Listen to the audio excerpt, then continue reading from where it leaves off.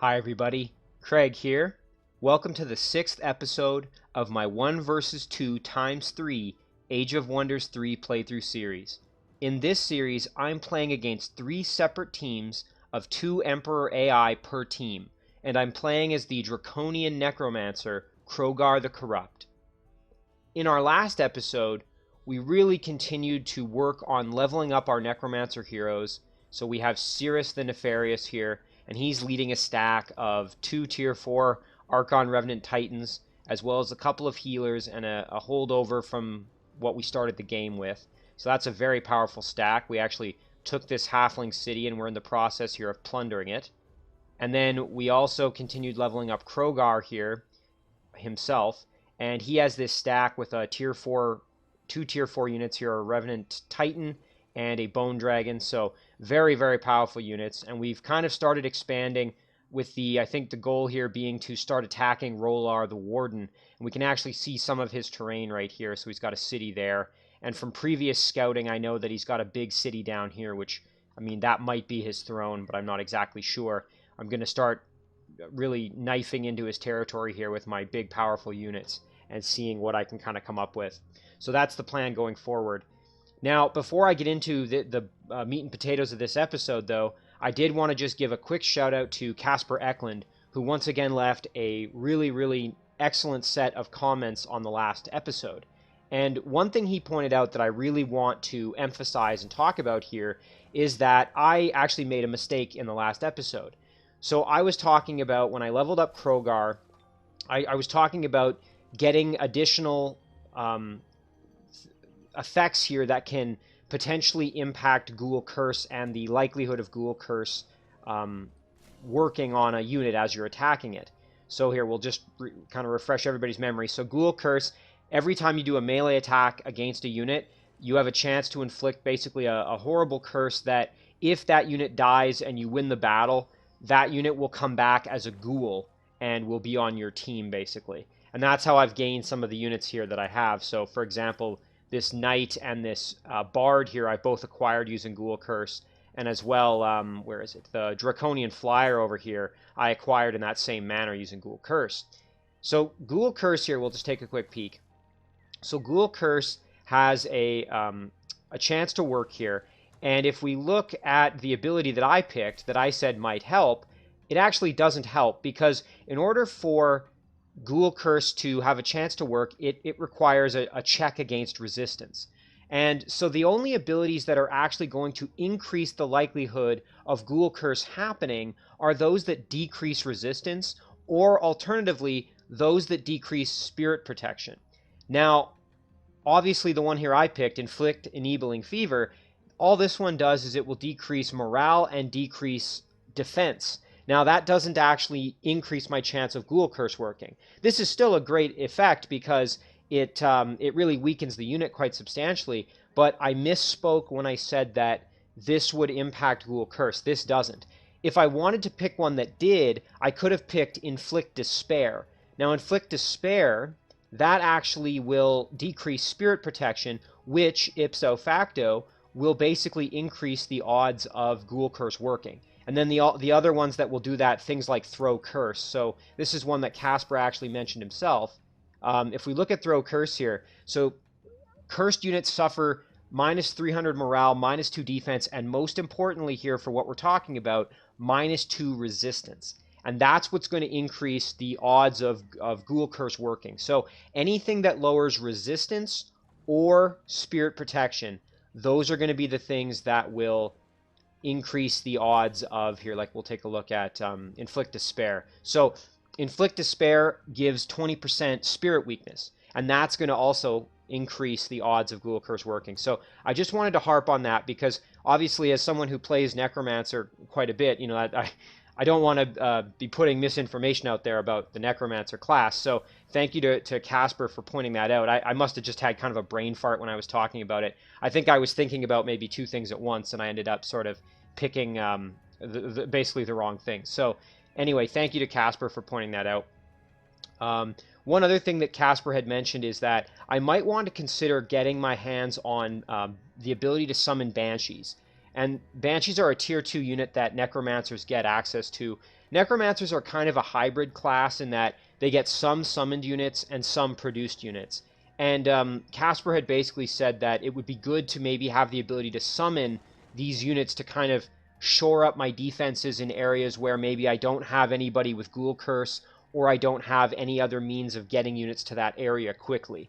And I think that's a great idea. So I'm going to probably work towards that here in the next couple of turns for sure. But anyway, we'll have to see, because it might depend on what else I have access to for research.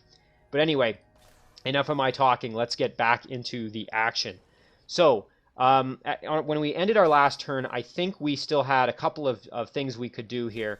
So I was going to originally raid this Lost Library with Bahir and Nabal here, but I ended up sending off my Toadstool Fairy to join this flyer, because I was basically sending this flyer over to join this stack. Now, the reason I jumped the Toadstool Fairy there is because we've had this unit pop out of the Shadow Realm here. You can see there's a Shadow Gate. And I was a little bit worried that they might attack my lone Draconian Flyer, and I'd be kind of hard-pressed to win that battle. So I thought I'd give them a little bit of help, and because the Toadstool Fairy can fly, it could just jump into the water and assist. So we're going to maybe wait one more turn here with this stack, because I don't want to try a battle too early and end up getting overzealous and losing. So we're going to end our turn there. But, okay, so let's talk about strategy a bit while the turn is flipping over here. I'm just going to take a quick drink, and then we'll talk about that.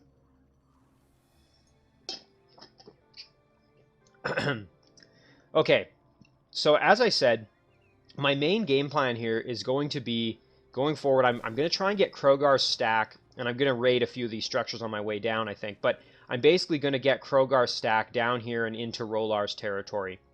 I think what I'm going to do with Cirrus here, I may actually do a bit of a loop around. I've got a few structures here I can raid. There's also a tomb over here, which might be really nice to get over to, so I can maybe get some more units. And then kind of do a bit of a sweep down and around. And the goal being, again, to get down to, and there's also a Naga city here, which would be great to get my hands on. But I'd like to basically get my units down here, because I'm guessing that's probably where his throne is, based on the size of that city when I was down there before with one of my little scouts. So that's plan kind of A over here, is dealing with Crogar and Cirrus over here. Now, in terms of Bahir's stack over here, with this flyer, it's going to end up being decently powerful. We've got a Raptor, and we've got a really excellent here Elder. So we've got potential here to kind of do some work with this stack. And I think what I'm going to do is I'm actually going to send them underground.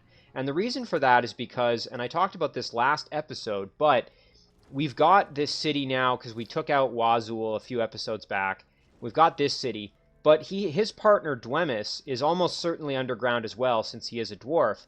And I wouldn't be surprised if if his cities are kind of in that immediate area. Oh, okay, well, enough talking about that. So it was a good choice to send this Toadstool Fairy to go back up this Draconian Flyer, because obviously, kind of as I was anticipating, these units decided to attack me. So I think what we're going to do is we're going to just let them come to us. I'm hoping that this Wisp is going to move in, and then we can kill it off, actually, with our... Ooh, not quite, eh? So we can do some big damage there. Don't have any spells that are going to lead to a kill, unfortunately. Now, the real danger is if I attack this Wisp, there's a chance that I could end up getting stunned, basically, which I don't want. Because if we take a peek at the Wisp, so it has Static Shield. Every time an enemy unit performs a melee or touch attack against this unit, the enemy unit receives 5 shock damage and has a chance to be stunned. So I really don't want my flyer getting stunned. So it would have been really good to kill this unit off with my Toadstool Fairy, but unfortunately that didn't happen. Alright, let's let them maybe come to me. Ooh, but you know what, if I let them come to me... No, we're gonna get the kill here. We may end up losing our flyer, but we're gonna have to see what happens. I'm curious as to whether they go for my fairies. Okay, so they went with a sprint. Yep, so there we go. That was kind of what I thought was probably gonna happen. unfortunate, but at least this way we'll get the kill here. Yeah, and, you know, Casper had actually mentioned this, but flyers are a little bit squishy. They aren't the toughest unit, so what they kind of gain in mobility as a winged unit, they end up sort of sacrificing a little bit in their tankiness, and I'm actually pretty inclined to agree. I still really like them as a unit, and that was partially maybe I could have done that battle a little bit better, but I don't think there was really much I could have done there. Okay, so let's figure out here if we want to research something else besides maybe going for unit production. So we've got Scorched Earth here, which is a destruction adept spell. Target city you own will be razed instantly when you lose control over it. You don't suffer a happiness penalty from cities razed. Well, happiness doesn't really matter for us because we're undead. This spell doesn't affect vassal cities. This could be a good one if I end up getting into some pretty nasty battles and some of my cities start getting attacked. So I'm not gonna do this one yet. I'm gonna keep it kind of in the back pocket for when I need it. You know, I really do want to get Harbingers of Death here. So what this is gonna do, it's gonna turn my heroes and my leader into arc liches, and it's gonna give them they're gonna become undead so they can heal themselves as necromancers, and then it's also gonna give them a Lich Aura, which bestows +1 defense, +1 resistance, and 20% spirit protection to all units in the stack. And at the beginning of every turn, any living units in the stack that aren't dragon, elemental, boats, or machines will get converted into ghouls, which is great. So I think we're gonna do this one, and then maybe I'll do Phylactery or something next. But I really do want to get my hands on that one. So let's see what's this Lost Library got. I think we can probably manage this battle. We'll have to be careful, and we may have to like sacrifice our raptor and then revive it. But I think we'll be able to handle this. This isn't going to be an easy battle by any means, though. Let's give this a shot here. So we've got our Warlord and our Necromancer heroes. Now, the thing that I'm probably the most concerned about is... Ooh, we're getting cursed into oblivion, which isn't exactly fun. I'm definitely concerned about losing my heroes. I don't want either of them to go down. Now, let's see. Do we have... Oh, right, and we can't cast spells because of the effect here. So, anti-magic field, we can't summon or cast any of our spells, which is actually kind of unfortunate for us. Whoops. So I think what we're going to do is we're going to bring out our Raptor, and we're going to give Dragon Ancestry. That's going to protect us a little bit from some of the effects of these ranged attacks, so a bit of the fire, and also just give us a little bit more damage, as well as protect us a bit from the Priest as well. Geez, you know, this is actually going to be a pretty tricky battle. We're definitely going to have to end up probably using Lesser Reanimate Undead on our Raptors. I don't really see any way around that. Which is fine. I mean, there's nothing wrong with that. It just means I'm going to have to be careful. I'm going to let them come to me a little bit here. Yeah, there we go. Okay, so we got weakened. I'm going after my heroes. Okay, perfect. Now they're in a little bit closer range, which means I think I'm going to be able to kind of, yeah, charge in at them a bit here. Let's see, what kind of damage do we do? So I think we'll light up the Blight Doctor. Can we get the kill here? Yes, we can. Excellent. Okay, so they've got Touched by Faith. This Evangelist is definitely no slouch, so I'm going to have to be careful with them, that's for sure. Okay, we'll blast them.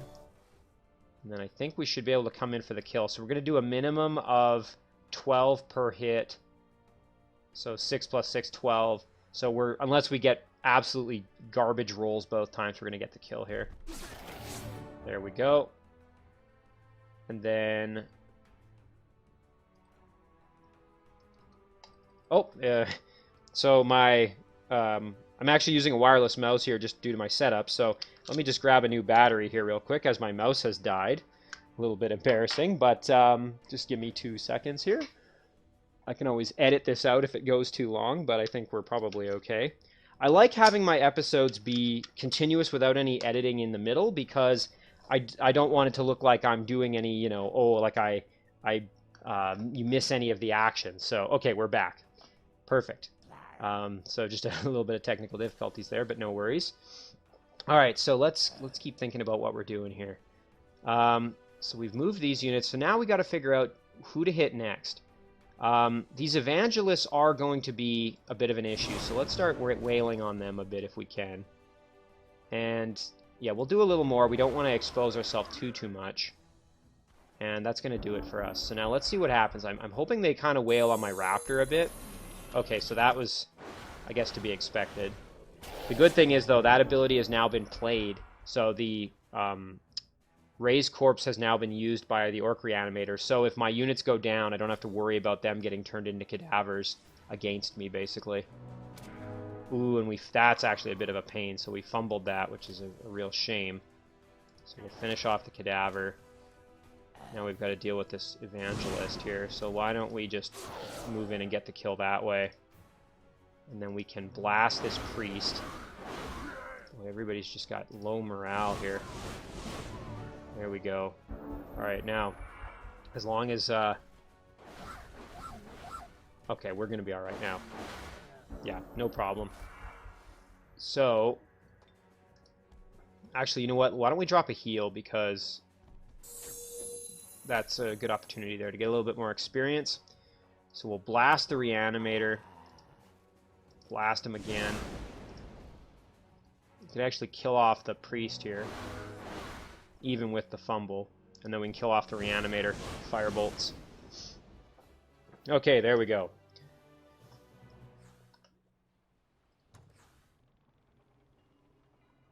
So we are... we gained a bunch of knowledge from that, and we learned Dispel. So Dispel is always good to have. You know, if there's any effect that's put on a unit in battle, it's nice to have the option to kind of try and get rid of it. We had a level up here for Nabal.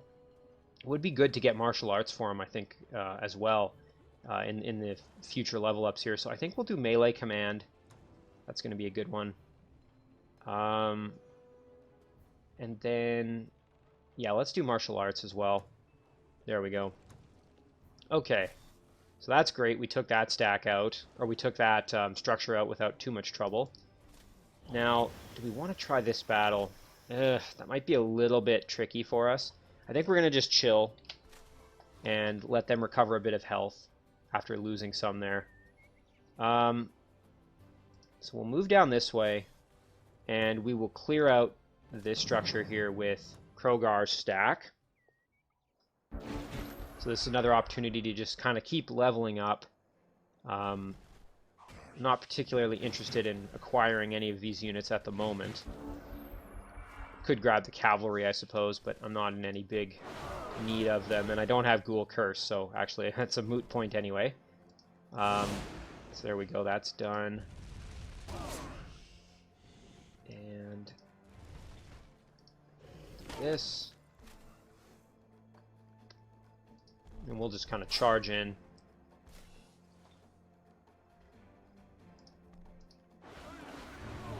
There we go. Now, okay, now we've hit level 9 with Crogar.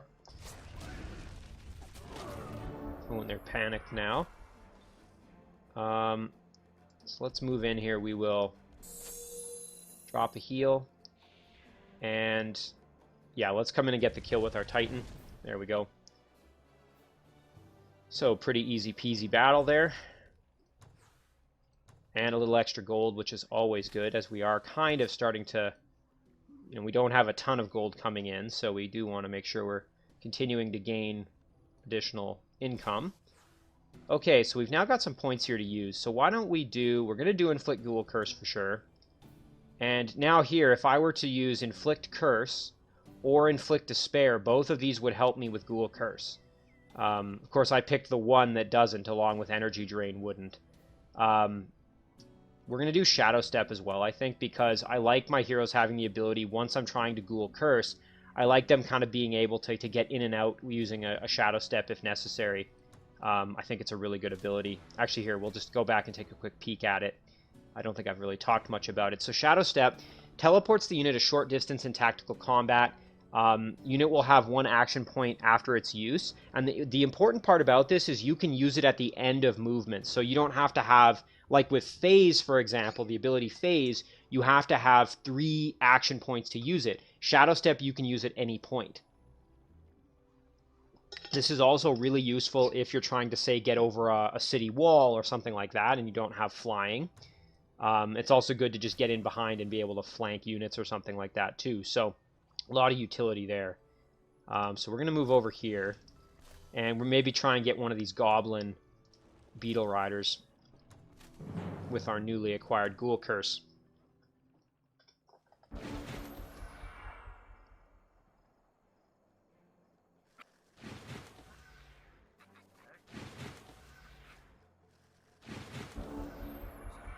Okay, so why don't we... Oh, and they're actually immune to being cursed. Kind of forgot about that. So, big beetles here are... Oh, I think that might be because they have 100% blight protection, maybe? As to why they're immune to being cursed. That would sort of make sense. I think that's where that's coming from. But anyway, so they cannot be cursed. They're also going to be immune to my gas breath attack, so we'll just move in and start wailing on them. Actually, now that that one's panicked, that might be a good opportunity there for me to come in and try for the Ghoul Curse. So I basically got a 50% chance. That's not terrible, actually. Let's come in and see if we can immolate them. They are immolated. I don't think... Oh, and that, you know what? That improved it by 5%. I thought that maybe would, so... Alright, let's come in and give it a shot. Okay, and we got the Ghoul Curse, which is excellent. And now we can maybe get the kill with our Flamer, potentially. We don't want to hit anybody else. There we go. Perfect. That was excellent. And let's throw a curse on these skewers. And it failed. And you know what? Even if it fails, it's kind of nice because it decreases their movement potential there. So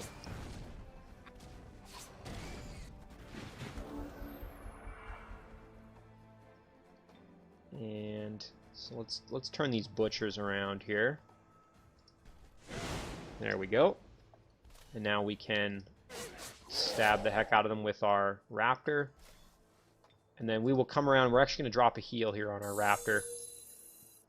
I always like taking as many opportunities as I can to get as many heals in as possible. We'll actually do a flank here on those big beetles. And then we can... Now, we're not going to be able to get the kill there, but we'll do some extra damage.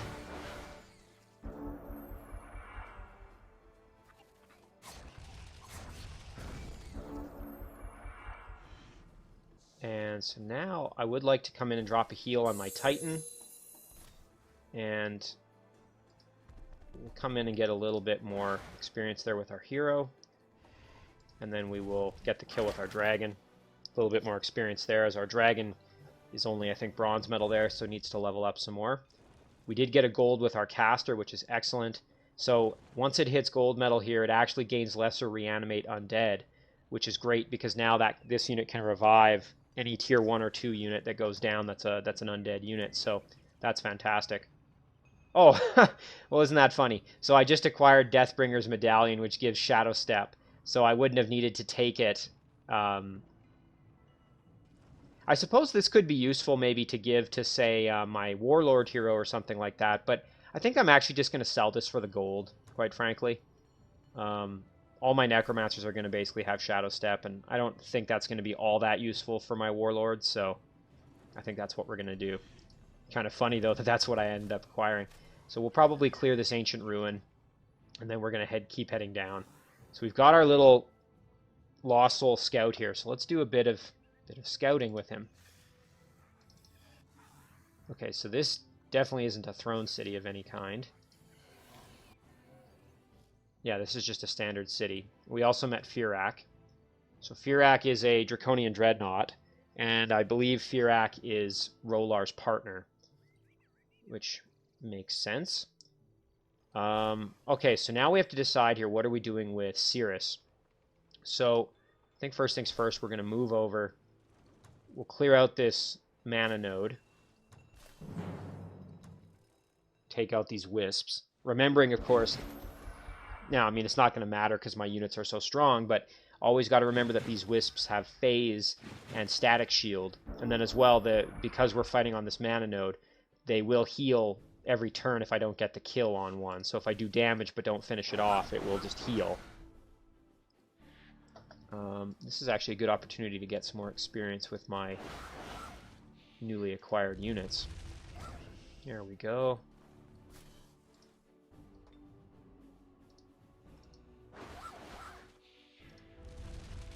And I'm expecting that this other wisp is going to teleport in and probably attack my hero. Oh, okay, it goes for my reanimators. That's just fine. We'll just do a heal there.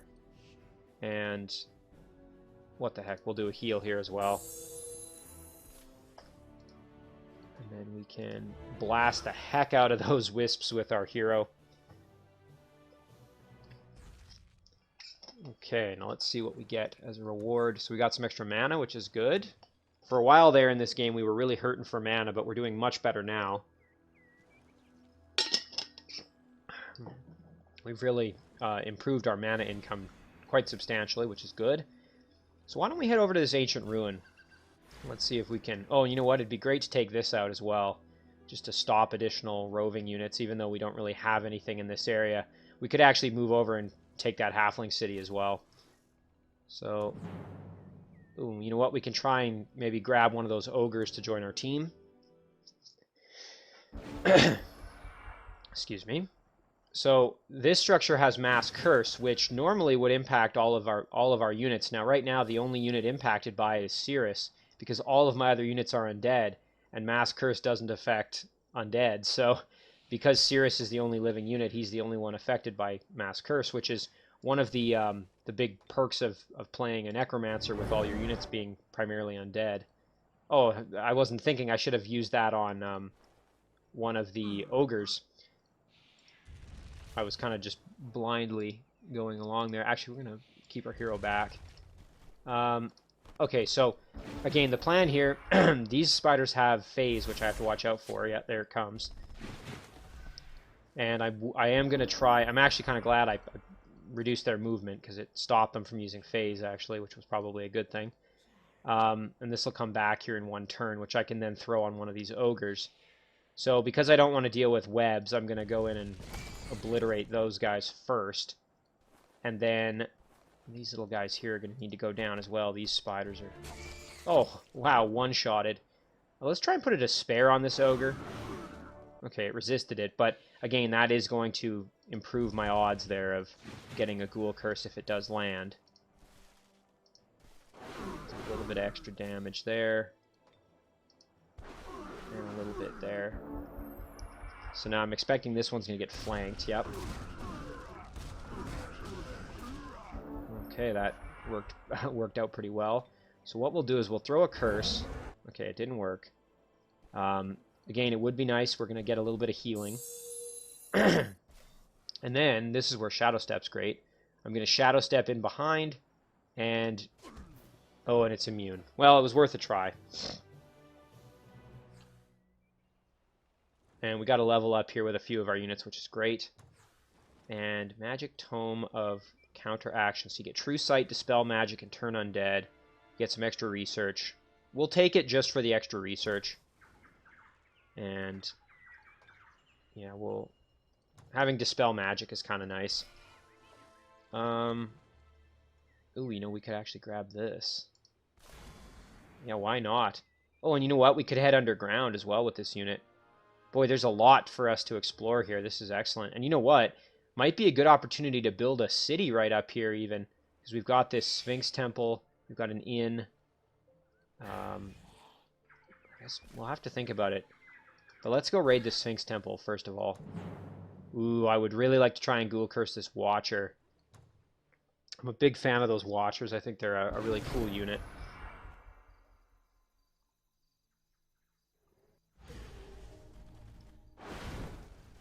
So we'll let them come in at us, which is excellent, making our lives a little bit easier.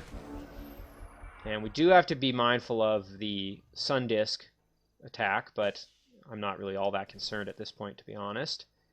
Alright, let's try for the Watcher. Okay, the curse failed, but again, always worth giving a try. I think what we'll do here is we'll actually drop a quick heal on our Titan, just so that he's kind of ready to go into battle a bit more. And yeah, we'll basically just come in and wail on these mystics here. And there we go. And our charger, we're actually going to kind of move in and protect our Reanimator there. Okay, they turned into Werepanthers. And there's that Sundisk attack. So our Titan's doing a really good job of just tanking damage like a boss, as you saw there. Why don't we... You know what? Can we... Yeah, we can get the kill here this way. Move in. No problem there. Then we can finish off these Mystics. Back there. Perfect.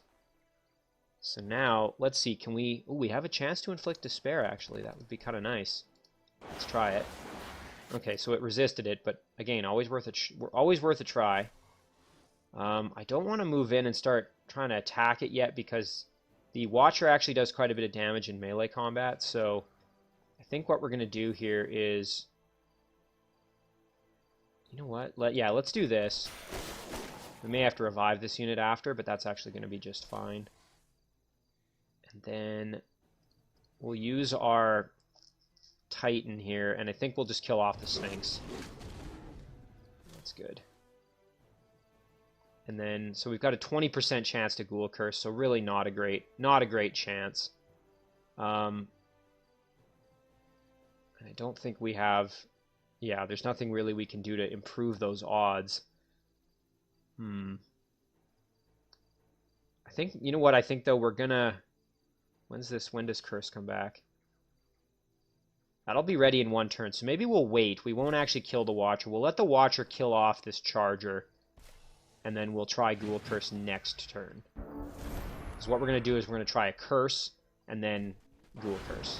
Oh, okay, well. Either way. That's fine. And we can just do this. And this. There we go. Okay, and now let's do a Curse. Oh, and it worked. Perfect. And now we have a 24% chance. So not much better, but a little bit better. And it failed. Again, though, always worth it to try. Because if that ends up working out, you get a really powerful tier 3 unit to join you, so... Okay, now these Sphinx Temples, they, Ooh, yeah, I was just going to say, they always give pretty good rewards. Wow, that's a great shield. So you get +2 defense, +2 resistance, and then the bonus of having a shield. And look at all that extra knowledge income. The 500 gold would be nice, but I actually just want that knowledge income. And this is a great shield for Cirrus, so we'll equip that. And look at that, we finished our research. So now we're done Harbingers of Death. So now we can do something else. It'd be great to get Greater Disjunction as well pretty soon. I think what we'll do, though, is we'll grab a little bit more casting points. And, you know, we could actually do that again, even. Yeah, let's do that. And now let's try... We could do Produce Reanimator as well, actually. Yeah, let's do that, too. And so now we could work on Summon Banshee, and that would give us that ability to summon units to help us out. I think we'll do that, and then maybe I'll go for a Phylactery to keep Crogar absolutely safe. So now we actually have this ready to cast 1 turn early, but that's Animate Ruin we have ready 1 turn early, but that's okay.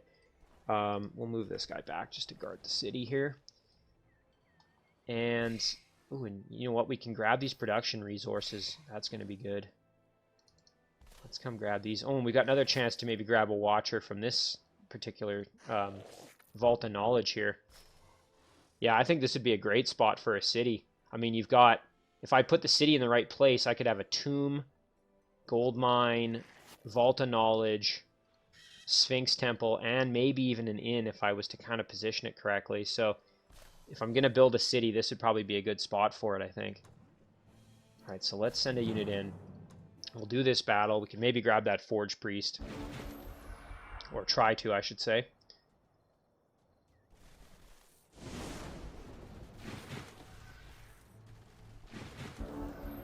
So we're going to bring in our Reanimators, and we're going to heal up our Titan, who took quite a bit of damage in that last battle. There we go. And then, you know what, we'll actually kind of just... I think we're just going to have this be sort of a heal round here, where we just drop a bunch of heals on our units. There we go. And then we'll send in our Titan. Send in our Titan. Keep our charger back just to guard our hero.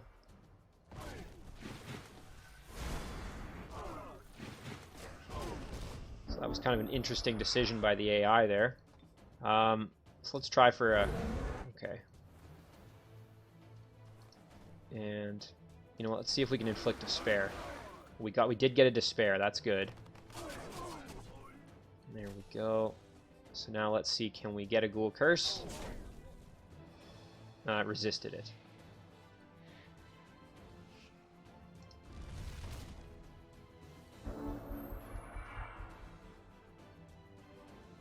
Okay, and I think everybody's used their heal. Yeah. So now, who needs experience? Does anybody still need level ups? Our Reanimator still needs to get to gold medal, so let's get the kill with the Reanimator. There we go.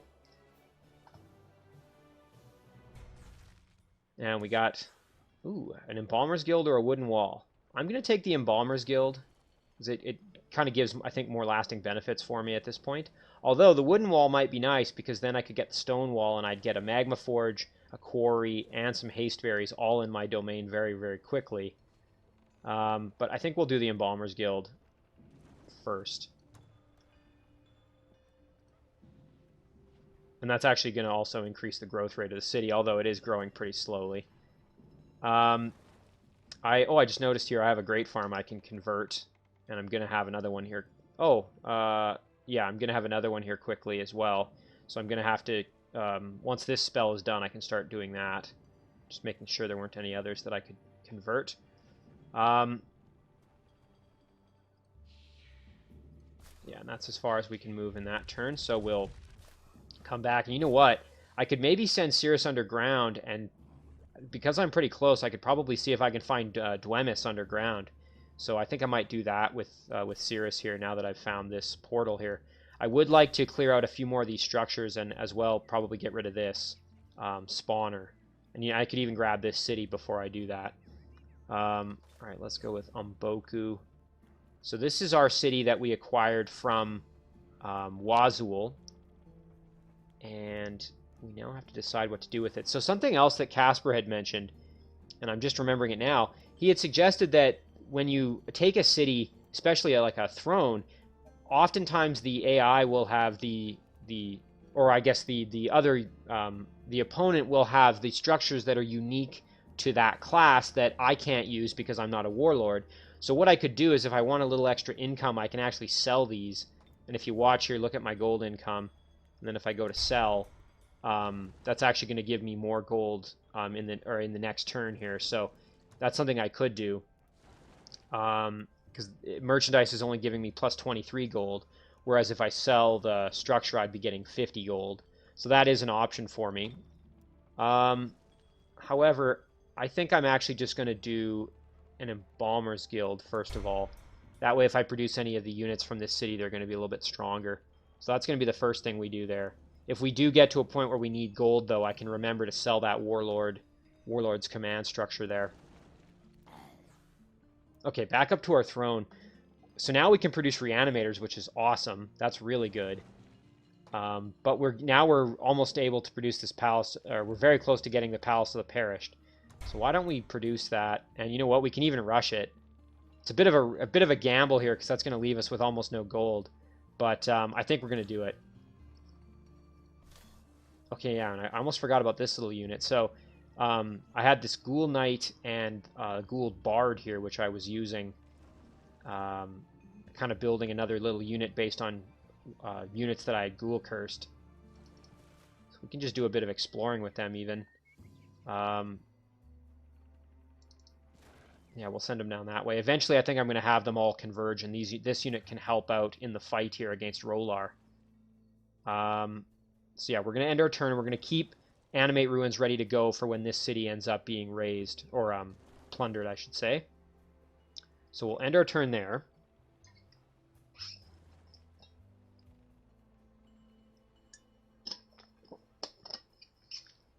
So we still haven't encountered the other team of two here. Which are waiting in the shadows. And I'm guessing they're probably somewhere over here.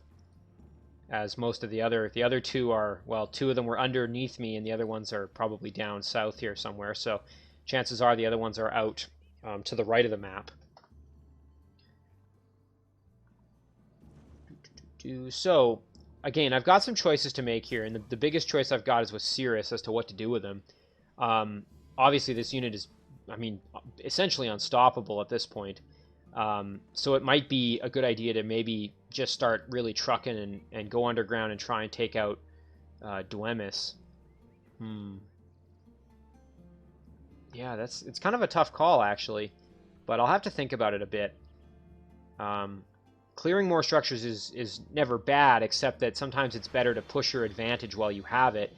And as I said in, I think, my previous episode, now that I have all these tier 4 units, and it's still pretty early in the game at turn 25, I'm in a position where I can really use that to my advantage because most of the other opponents won't have anywhere near this level of high-class unit, right? So I'm going to basically be able to overpower them.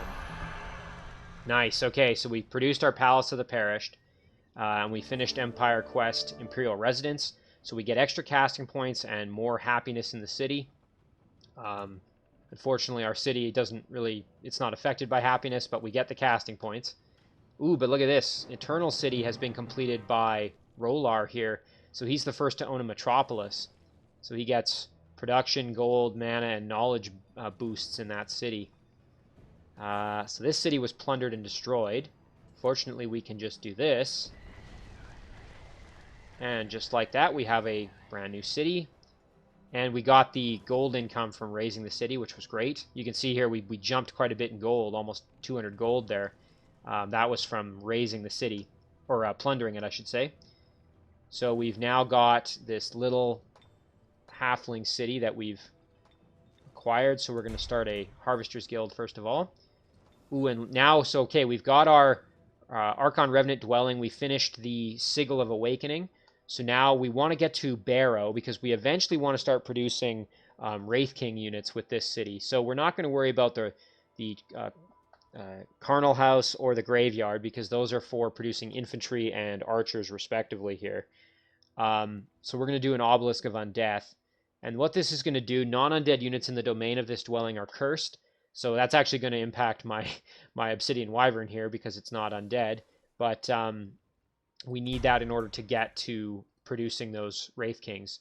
So that's what we're going to do. And yeah, that'll take 2 turns. So back to our throne here. Might be nice to get an Arcane Item Forge actually while we're at it. I also don't have a wall on this city, and if I was to get a wall and then a stone wall, I could actually get this ancient ruin and this dungeon and a gold mine all into my domain. So maybe we'll do that. We'll do the wooden wall, and that's going to put us at pretty low gold. Fortunately here, I think we're going to be able to raid some structures and get a little bit more gold. So let's do that. So first things first here, let's go raid this. And you know what? This is actually a good opportunity. I can send this guy down to join this stack. And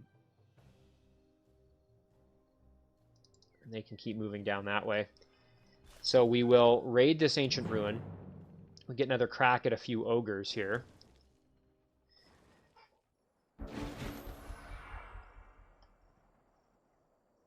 So once again, we do have to watch out for the phase ability of the spider. So we don't want it coming in and webbing somebody. Okay, so that ogre is cursed, so that one's going to probably be a good opportunity to try and do that. There we go. So as long as the spider doesn't web my hero, we should be fine. Okay, so it went for my Archon casters there. They're also panicked, which I think is going to make this a little bit easier. 80% Ghoul Curse, so we have an 80% chance, which is excellent. So let's take out these little spider babies while we're at it here. We'll just come in and use a melee. Get the kill, there we go. So now we'll come in this way. And let's see. Oh, wow, so even with an 80% chance, it still resisted it. I guess that's just kind of bad luck. Oh well, though, I mean, not the end of the world. And just trying to decide here what would be the most efficient thing to do. We'll drop a heal. And I think we'll just go for the kill there. And bring our Titan around. And now that unit's going to die as it tries to run from my hero. There we go. And now we can sell this for some gold income if we need. Would be nice to get the extra knowledge, but I think we'll just sell for the gold. So now we're back in the... Don't have to worry as much about gold now. And yeah, we might as well just keep heading down this way.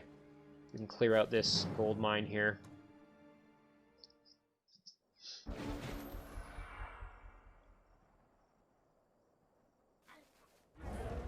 Ooh, and we got weakened there on our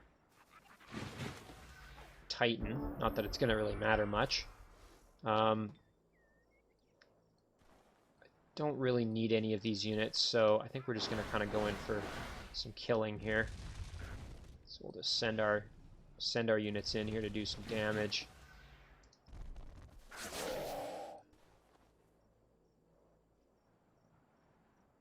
And there we go. So yeah, we're just doing kind of some reckless fighting here because we've got such powerful units. We don't really have to worry too much. Holy, look at the power there. That's just incredible. So we'll come and drop a heal on our Bone Dragon, who has taken a bit of a beating. And our Titan as well could use a little pick-me-up. There we go. So now we'll light up these half-breeds. And there we go. So they'll probably come in and attack my archer. Yeah, that's fine. There we go. A little extra gold as well, always good. And so now we're in striking distance of Rowlar's city here. So this is a Tigran city.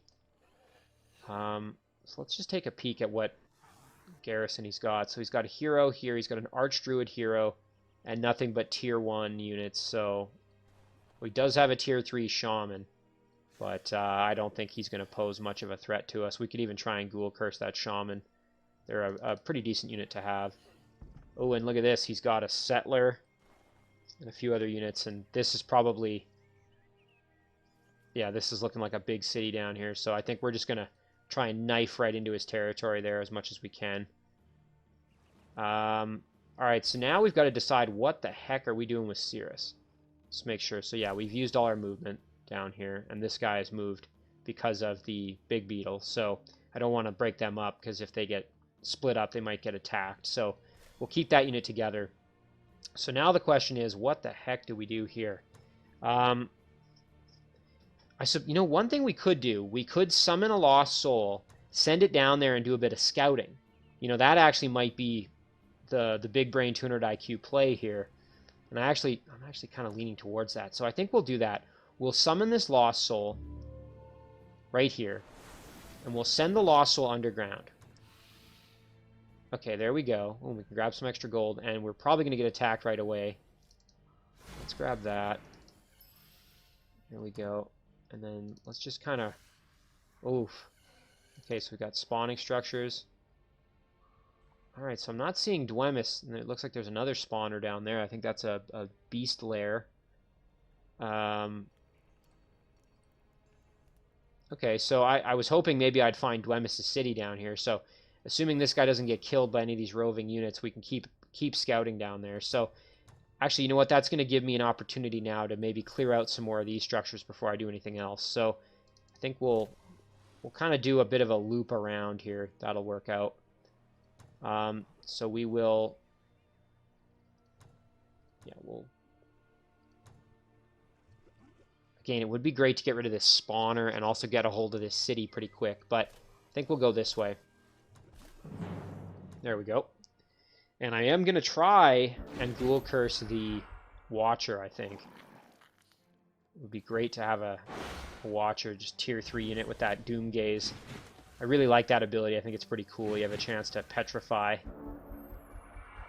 Alright, so... Well, first things first, let's try and throw a curse on the Watcher. Ooh, and we got it. Excellent. It's going to make our life a little bit easier. So now we do have to watch out with this static electricity. All enemy units are discharged and suffer minus 20% shock weakness. And all these units have static shield, which means I have a chance to get stunned, as you see there, which is quite annoying.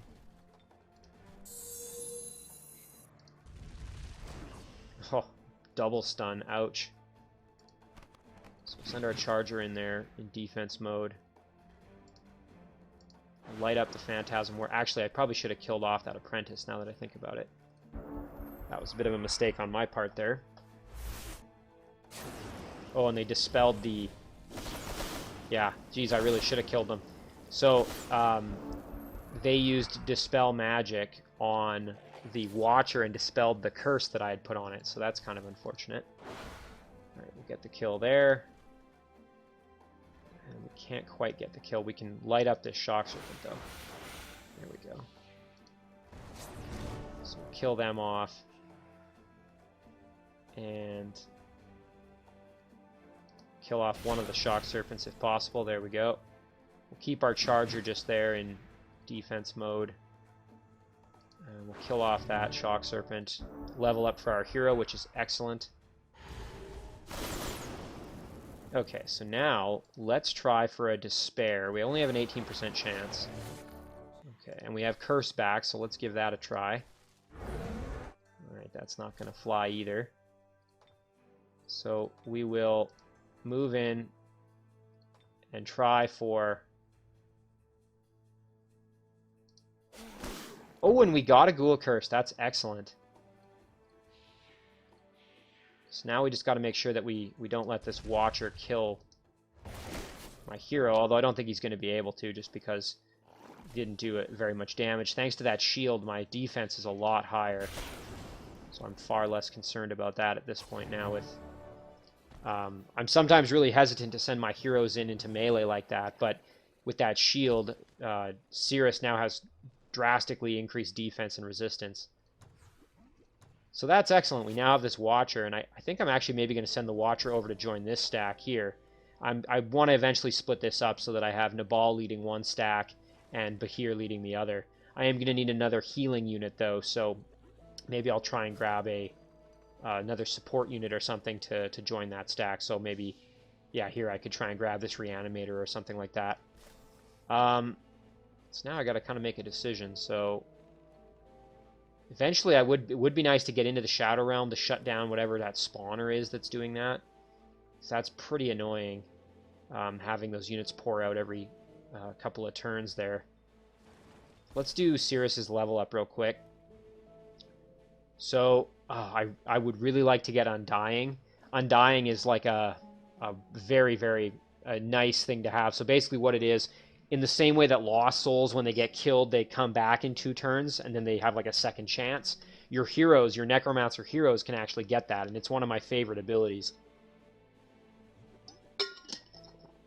And here's the one that a few episodes back, Casper had suggested, Scourge of Undead.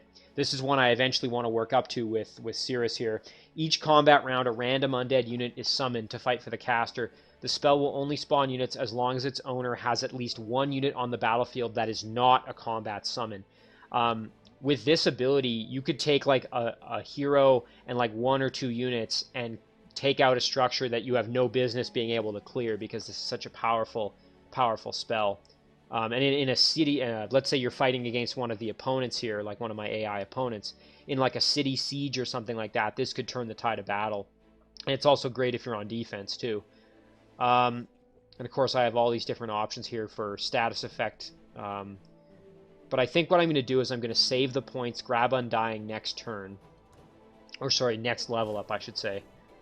And go from there. So why don't we'll go over here, we'll clear this out, we'll clear this out, we'll clear the tomb, grab some research, we can clear the Ravens, I can't remember, I think this is called the Raven's Keep or Raven's Nest or something, Raven's Keep. We'll clear that out. Okay, so now what do we want to research? We've got 60 casting points, which is pretty good. Let's see. Phylactery would be pretty good for... that would be pretty good for Crogar, just so that if he goes down, I have no issue. Death Ray to be able to do some damage. That might be kind of nice. Although I'm not a big fan of the damage types there. I find these get resisted quite a bit. Same with kind of Black Bolts. So Blight and Frost tends to get resisted pretty well. Dark Ritual's not bad for like emergency city defense. You can see here, so you get, you sacrifice 150 population, you spawn 3 cadavers, and you transform 20% of the city's terrain to Blight, which is actually kind of beneficial for you as a Necromancer, because typically a lot of units don't like Blight terrain, so that usually lowers the morale of the people invading you quite a bit. Mab's Boon is kind of nice, so if you migrate a city, you get all these extra benefits. Let's do that. 3 turns. And that goes for 5 turns, so it's not permanent, but yeah, and you know, I don't think I'm going to be able to take this out much as I want to. Ugh, it's tempting, but I don't want to risk it. I don't think this unit's strong enough for that, so... Although, you know, I've got fire damage, fire damage, fire damage, elemental damage, elemental damage. Let's do it. Let's go for it. We're going to give it a shot. Not to mention we are kind of blight resistant a little bit, as we are mostly undead in this stack here, so... Okay. So we can take out these boars. There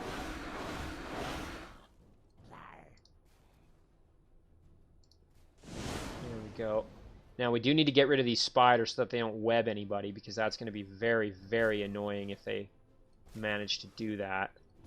Now what do we have for abilities here? We have Lion's Courage. That's pretty good. I think what we'll do is we'll actually cast Lion's Courage on our Raptor. And we'll send our Raptor in.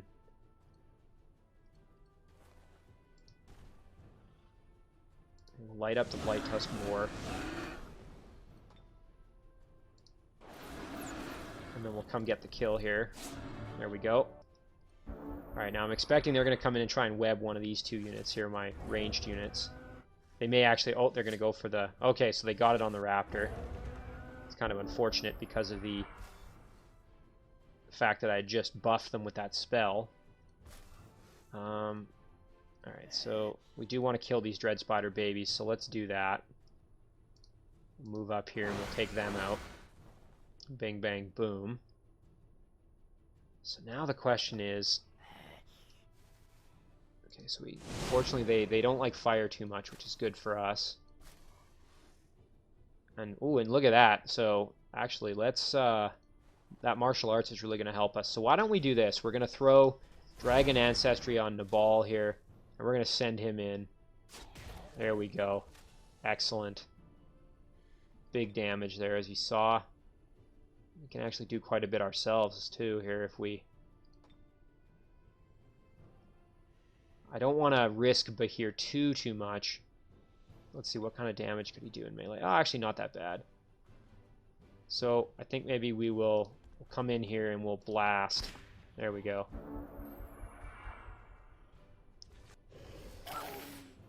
That barely did anything. No worries there. So now we will move in and just start wailing on these blight elementals here, as you see. There we go.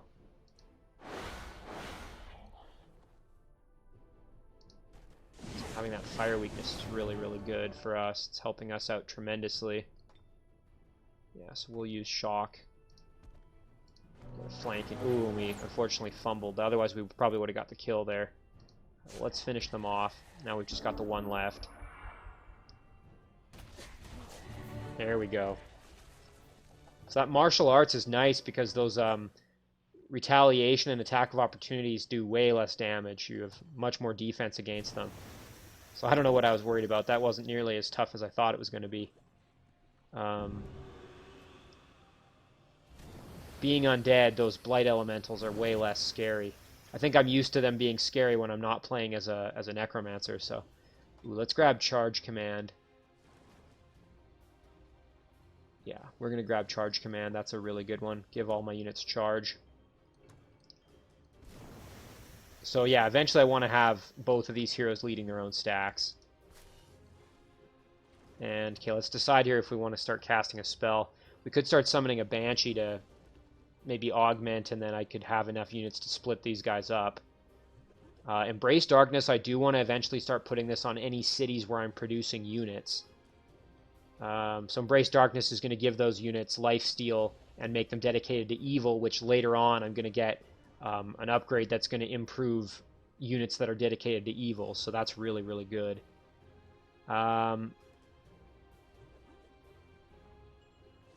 Corrupt the Source, again, I do need to start casting that on a few of these. Not a massive priority, but... So maybe, you know what, let's get that out of the way. We'll do Corrupt the Source, get that done, then we can start summoning some extra units. So, we will end our turn there. So again, I'm expecting that Rowlar is going to obviously be none too pleased with me invading his area like this. So who knows if he's got even the ability to kind of muster any kind of counterattack here if I start pressing in on him. I think what we'll do this coming turn, we're going to grab these haste berries with this stack, move them in this way to come in and help with the battle. Although I don't really need it, quite frankly. This unit's going to be able to just overpower everything it touches at this point. And then I want to get down in here, and I think that's probably where Rowlar's throne is, so I could probably take Rowlar out if I play my cards right.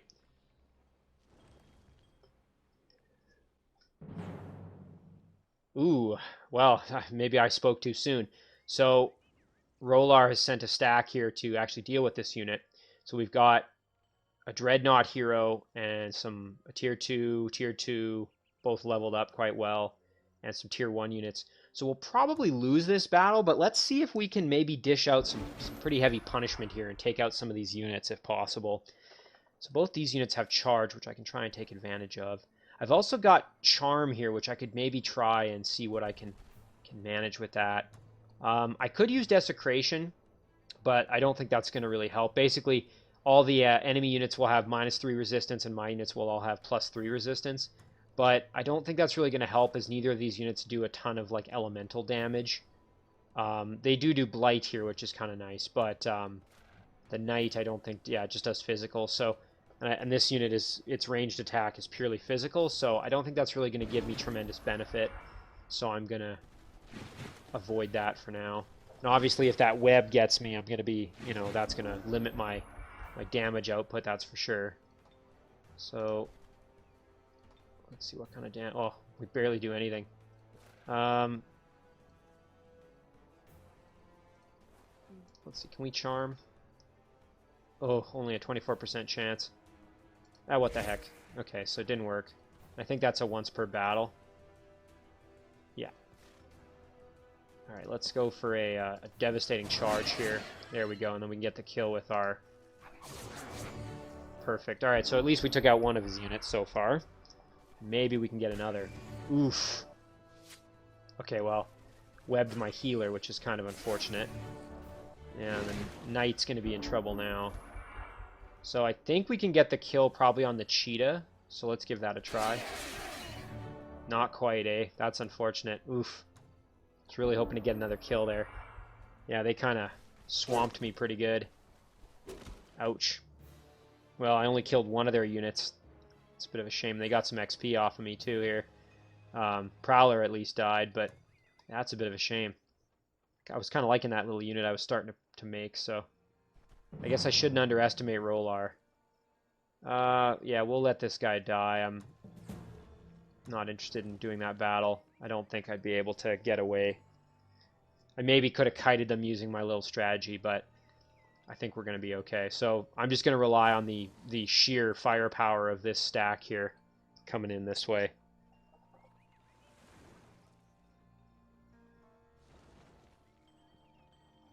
Now, again, though, this unit is going in unaided now. There's no other units to assist. But I can try and use Ghoul Curse as I'm moving in and see if I can recruit some more units to help me. So that's going to be the plan here, I think. And then if we move back up here, we do still have Cirrus, who I could, I guess, mobilize and get moving down there. But by the time it would take him a few turns to get there, I think we're going to just try and have Crogar here be kind of a one stack on his own. But again, we will try and use Ghoul Curse to get a few more extra units to kind of improve our odds a little bit. I don't think we'll have too much trouble just because our stack is so drastically overpowered at this point. But, you know, if they could just overwhelm me with numbers, right? You saw that the stack he had over there was decently powerful. You know, if he combines that with a whole bunch of tier 1... Oh, no! Oh, that's unfortunate. All right, let's see if maybe we can manage something here in manual combat. I suspect we're not going to be able to, though, because this unit has Pounce, which is going to make running away pretty hard. Oh, that's a shame. I worked so hard to get that Ghoul Watcher. And I don't think I'm going to be able to survive. I suppose if I get lucky, maybe, and get a Petrify on the... Let's give it a try here. Let's see, can we get a Petrify? Oh, only a 50% or 40% chance. Oh, resisted. Yeah, so he's gonna go down for sure. The good news is he can't be flanked. But yeah, it's not gonna matter here. I think we'll just throw him in defense mode. Fortunately, yeah, this Watcher's gonna go down. Boy, that is a real shame. I really like these Watchers. I think they're just cool units. Oh, well, close. Almost survived. Had that Petrify worked, I probably would have been able to win that battle, but that's a real shame. I wanted that Watcher to come up and join this stack, so... Oh well, though, it happens. I guess I really probably should have cleared this structure out, because I'm assuming that unit had come from... Although it was probably hiding up here and I didn't see it or something like that. Or... Actually, it may have come from the underground, now that I think about it. Alright, so let's do our Corrupt the Source. There we go. And that's going to, again, continue to improve the growth rate of this city, which is a good thing for us.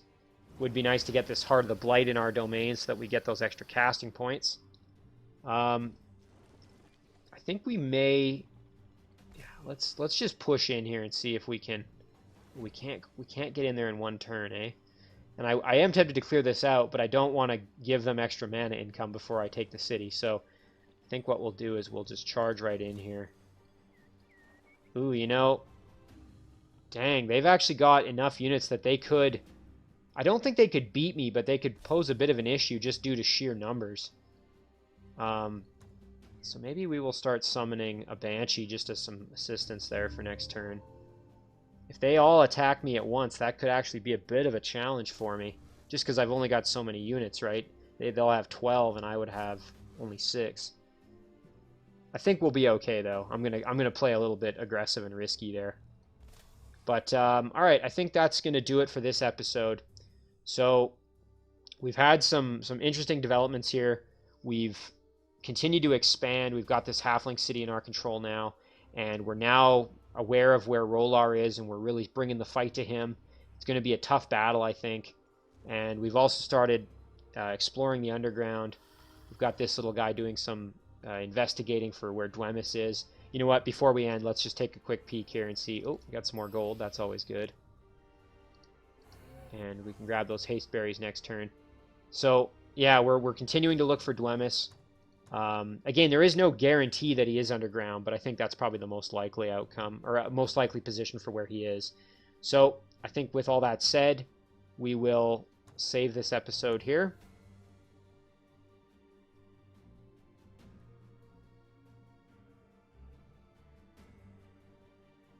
Yeah, and, you know, I'm really excited to get that dwelling going and producing Wraith Kings eventually. So we'll call this one episode 6. And yeah, we have our work cut out for us, but I think this game is going pretty well for us so far. So, as always, guys, thank you very much for watching. I will see you in the next one.